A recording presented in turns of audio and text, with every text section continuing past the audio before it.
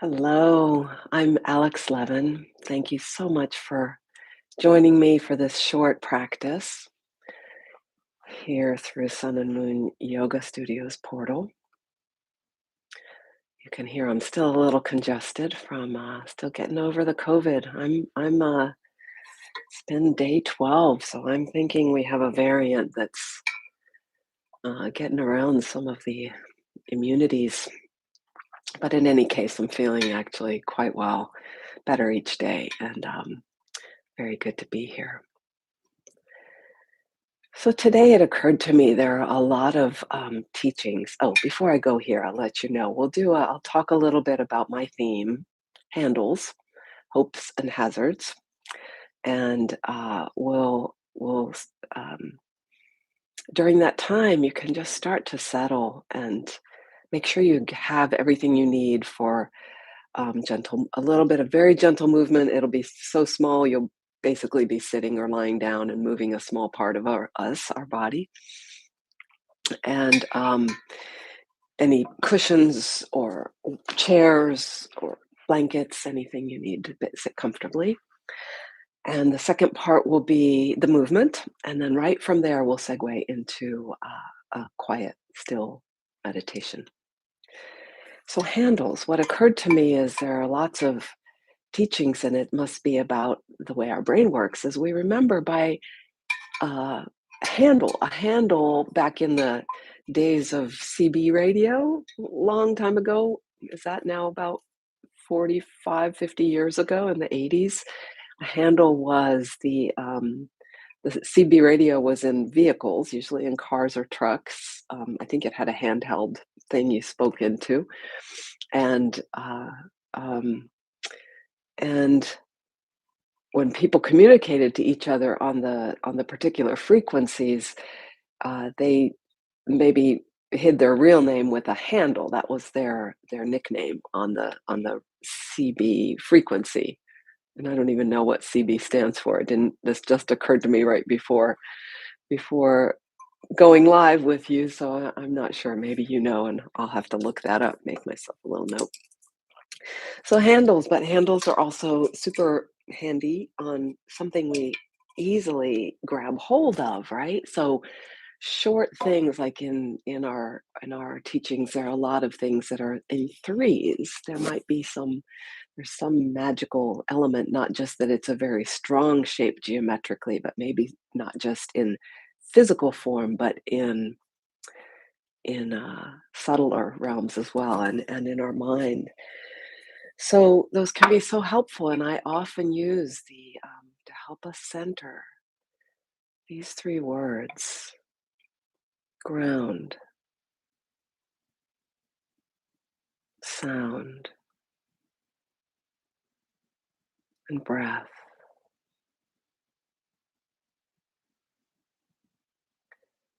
Maybe the more often you even use a handle, becomes worn, it becomes an even quicker slide right toward the bigger concept, bigger experience that it's pointing to. So I'll just take a couple more moments with ground, sound, and breath as you settle to this position you may hold for these next 20, 30 minutes. Um, but feel free to alter that position. I have noticed after this sit that it's almost painful for me to get up out of the position because my knee has stiffened. So today, what I might do is just consciously shift the position of my leg partway through. So ground, that touch of this body relating to what is underneath it. That's part of ground.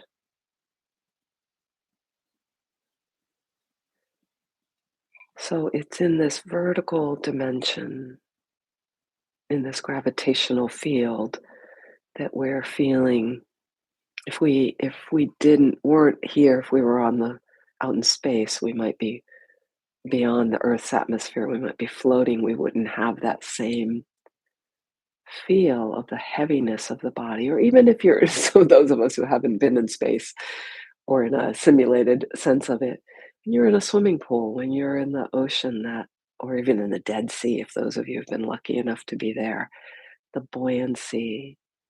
Apparently, I'm just reading this book by Colum McCann, A Paragon, and very slowly I'm getting through it. Apparently, he brings in these little bits of historical facts,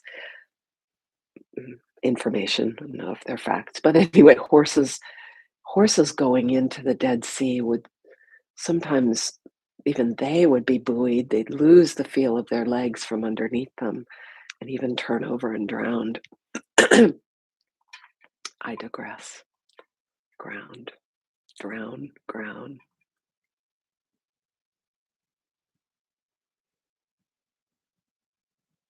Sound. Just when you hear that word, and those of you who have used this handle with me, it's really sunk in. So maybe it quickly takes you to something. What do you feel, sense as you tune into how sound orients you now?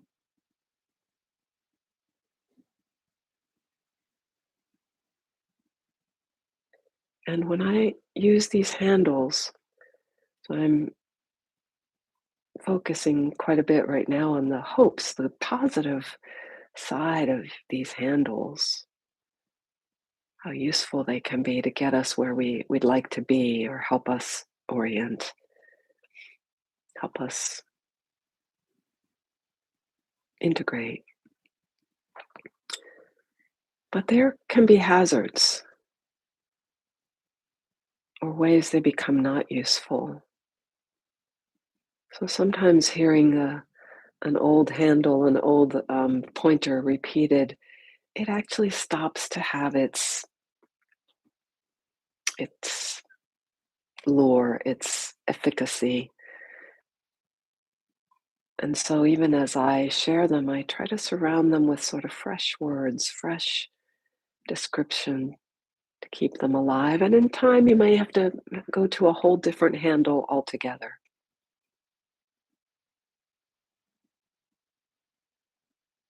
Breath.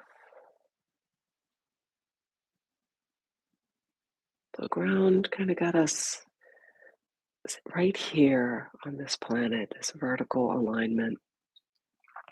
Sound opens us out to all around us, and that feel of I hear the bird out there, that sound out there coming in to in here, going in and in. Where is that sound landing?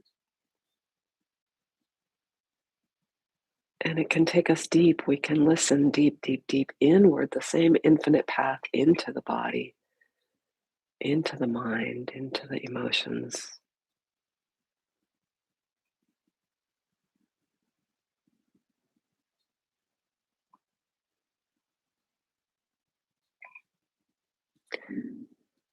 And it's kind of all the space around. And that could be in and around. And then breath.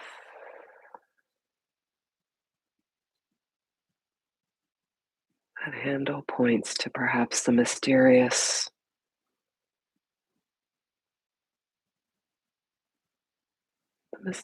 that we can, that mystery by definition means we don't know it all yet. And that we could be a little afraid of that, but we could also be a little excited in a positive way about that.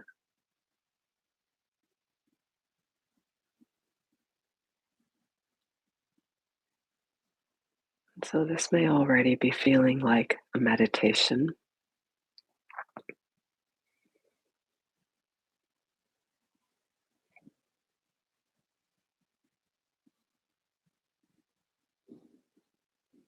Mm. The, make sure you're still comfortable, and we'll segue to a movement. This is something Jackie's shared with me a number of times lately, and comes a bit from, again, from our exploration of Moshe Feldenkrais's work. And I've done a little bit in the yoga vein, but again, Feldenkrais, Feldnkrais, dovetails so beautifully with yoga. Really, many of the same lessons packaged with different handles. Really, really important. The handles sort of come from a different root, and their fresh packaging or fresh. Moshe is now passed away, and I'm not sure when he was born. I think in the 2014 or so. I'm not sure if that's accurate. Not 2014, 1914. So this one involves our tongue. And I'm just going to have us warm up the tongue a little. This is a gentle movement. But as I said, tongue, your attention, your proprioceptive sense knew just where to go. And you might just slide your tongue along the lower surface of your upper teeth. So from take the take the tongue over to the right side, and just feel the surface of the teeth over around to the front and to the left and back, just back and forth. And you could do the same thing on the lower set of teeth, just sliding the tongue slowly back and forth, because the tunnel vision, the focus right into the tongue and teeth, sliding is right there in that physical location on this 3D map of our body. But as you do that, feel for the root of the tongue. The tongue is actually quite a large muscle. You see a little part of it when we stick our tongue out, but it's a deep muscle going deep and connecting in the deep inside our throat, and those ligaments connect right deep to that favorite ligament of ours, the anterior longitudinal ligament that is right in front of the entire spine. It's a band in anatomy books. It's about looks like it's about an inch wide. It's and it's a thin band like a piece of electrical tape, but whitish, and it's really rich in sensing and deep to our deep to our heart and lungs and our abdominal organs. A lot of sensing molecules through there, chemicals. Okay, now let your tongue just rest. And after that movement, the quiet, the stillness of pausing can have an effect that is available now, something that feels quite new.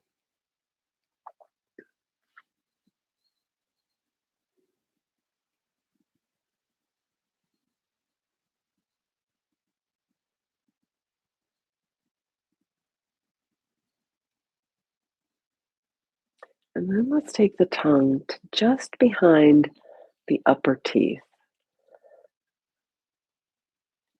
and the tip of the tongue. And this part, a little warning, it can get very tickly. So sometimes you need to just press a little harder for that tickly part to stop, or just kind of gently move through it. Just alter the way that you're touching with your tongue. So from the tip of just behind the two front teeth, slide the tip of the tongue along the back of the roof of the mouth as far back as you can take it on the upper palate, kind of down the midline. And then relax and come and bring the tongue just a little to the right of the of where you started before, as if we're going to draw another paint another band along this roof of the mouth toward the back. Slowly, and watching how the feel of that movement and that pull, that touching, pushing, pulling, painting feels down into the throat and down through the heart, through the belly. And then one more. I think we can do one more paint alongside so you're pretty close to the side teeth there on the upper palate.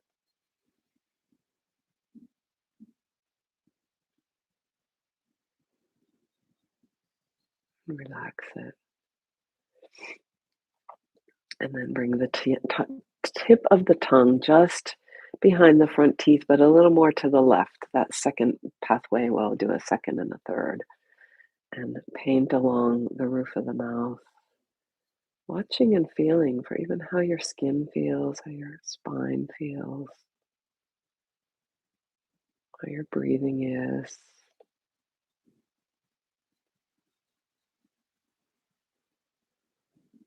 And that final band, just painting along the roof of the mouth, that far left side, all the way back as far as you can reach comfortably.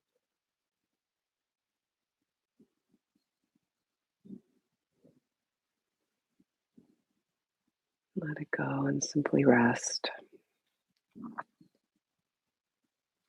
And what you may find that this little practice, something that's probably not a very usual activity, attending to a small part of ourself, we don't purposely move this way too often. Something fresh has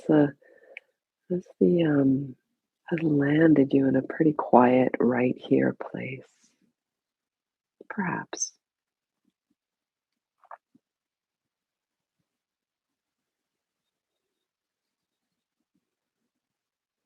And from here, we can slide right into our meditation. So if you need to adjust your seat, your position, please do that.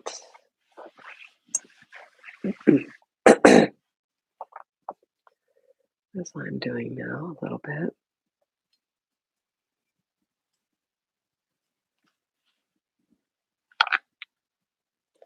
And we will slide into the next piece, this quiet sitting still.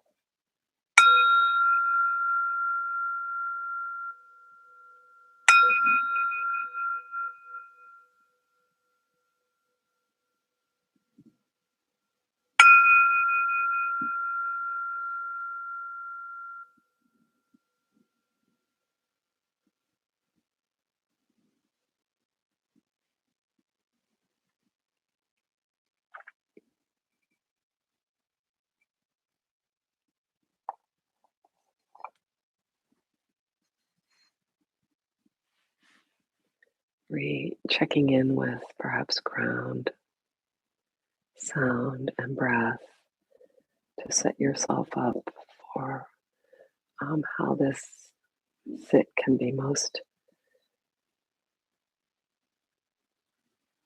supported, most comfortable for about 8 minutes.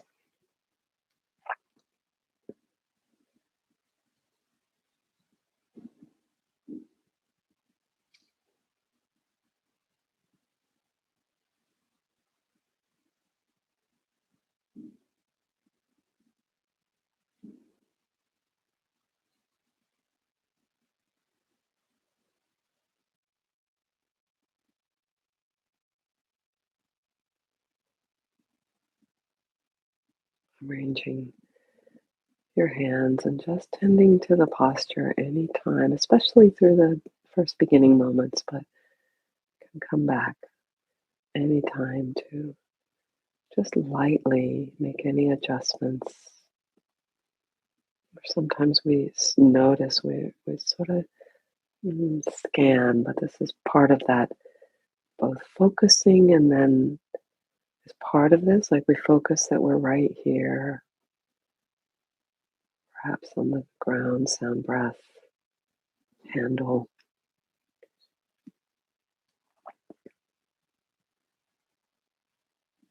but also then into the wide open, boundless awareness, that letting go,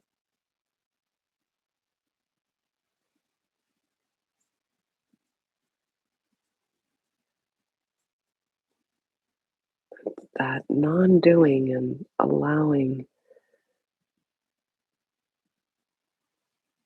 the mystery, the wisdom of life, the intelligence of life to become more and more apparent to us.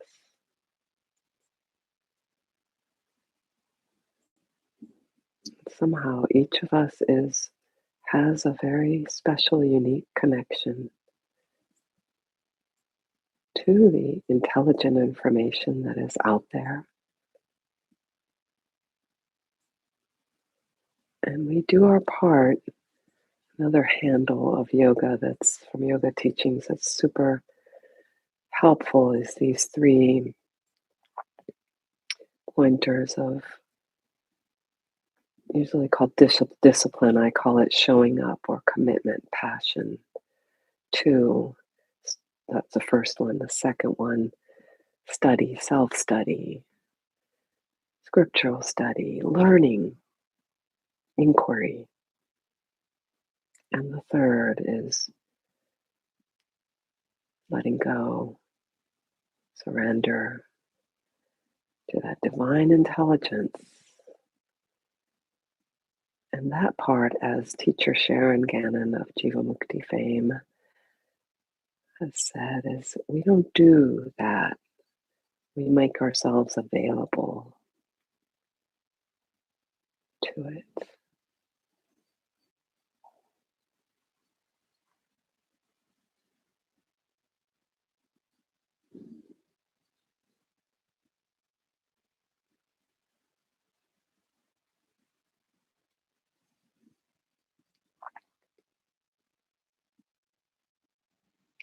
And so there's this combination of this not doing here, and yet we're receiving whatever guests, whatever is coming. And sometimes we notice, like, oh, I've been furrowing my brow. And so that's a sort of inquiry, a self study that shows up.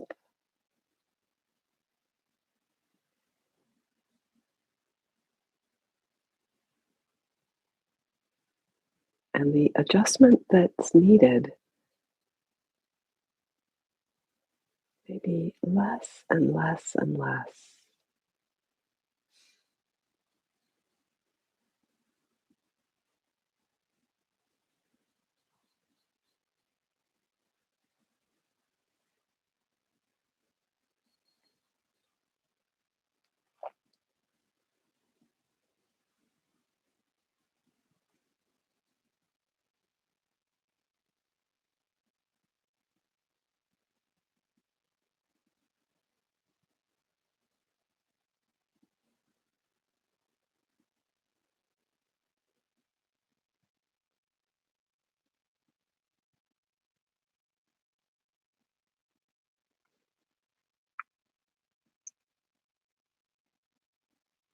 And perhaps a little more kindness to yourself is needed.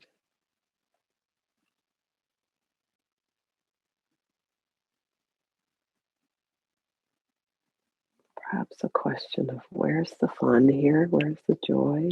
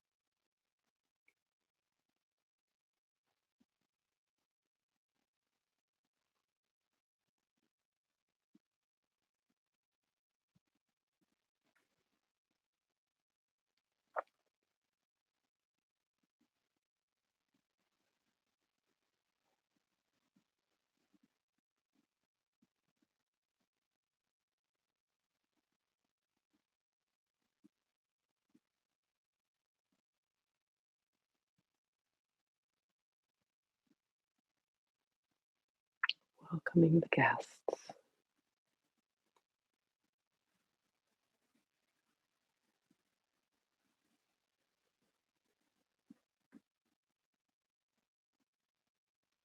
Another few breaths.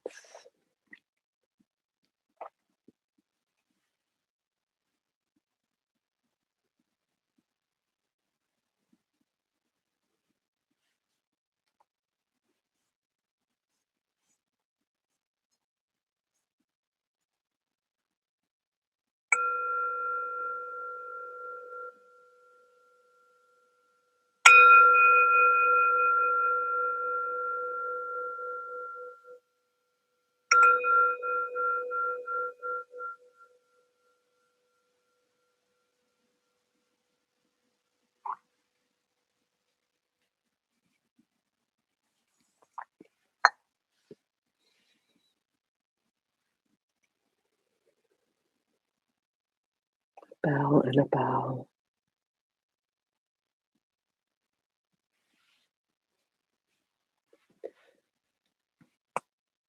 So meditation, that handle often means what we take that to mean often is a seated posture where we're still, we're maybe eyes closed or barely open, and mm, maybe we're using a focus, or maybe we're just open.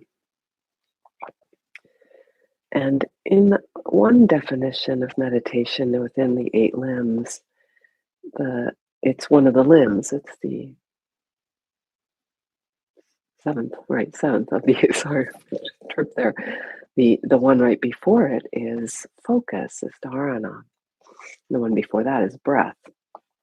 So breath, focus, and meditation together, another beautiful handle. And the meditation could be translated as, of course, there are many translations. Dhyana is has to do with that more, that letting go, that wide open awareness. So both work there: the breath, the focus, the opening, the non-doing, to more the boundless awareness, and it yields us into a fullness and integration, that eighth step, the eighth limb that we can't do, but we arrive there. And the seventh limb is in a way we can't do per se, but we make ourselves available for as well. So just came to me while during this time together that um, what for? Often the idea of what for? What are we doing this for? And we're drawn to it, many of us. Just there's a calling, and we know there's a whole body, whole being benefit. And it's partly so much in our world now. Maybe this could be true, it's said any time, but especially now for each of our individual, each of us, whatever circles we're in. There are challenges, and a lot of that challenge is that some part has been either neglected or suppressed, or um, has been damaged, has been, and so each of those entities cries out to be heard, to be, whether it's a segment of the population or a part of ourself or something in us that needs to be seen or to be forgiven, needs to be healed. And so, this quote from a letter from Adyashanti this week seems to pull that together, and perhaps this will be a theme for next week of this: what this healing, what this fullness, this integration is, that last limb. From this stillness arises the greatest activity, the stillness that we've shared here, that we work at, practice at, play at. From this stillness arises the greatest activity, where body, mind, and spirit express themselves not as fractured parts, but as an embodied whole. I'll leave you with that and hope to see you next week. Ciao, ciao. Thank you for joining me.